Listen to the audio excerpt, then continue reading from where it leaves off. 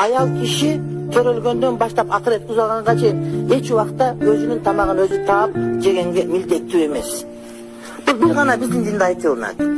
Körülgöndөн баштап турмушка чыкканга чейин атасы багууга милдеттүү, турмушка чыккандан кийин күйөөсү багууга милдеттүү, кокус күйөөсү өлүп калса, анда балдары агайынысы багууга милдеттүү, алар дагы жок болсо кайра атасы багууга милдеттүү. Эгерде атасы дагы туугандары жок болсо аял киши өзүн өзү мындай багууга милдеттүү эмес, мамлекет багууга милдеттүү.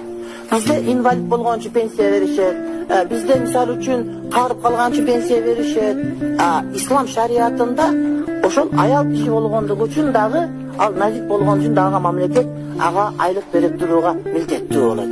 Мына ушул бир дагы өлкөдө, бир дагы башка бир жер, бир гана Японияда бар. Эгер аял киши көрөсө, ошол бала 18 чыкканга чейин аны сөзсүз түрдө мамлекет камсыз кылып турат дейт. Исламда өмүр бою ал аял заты болгон иштегенге эч убакта милдеттүү эмес.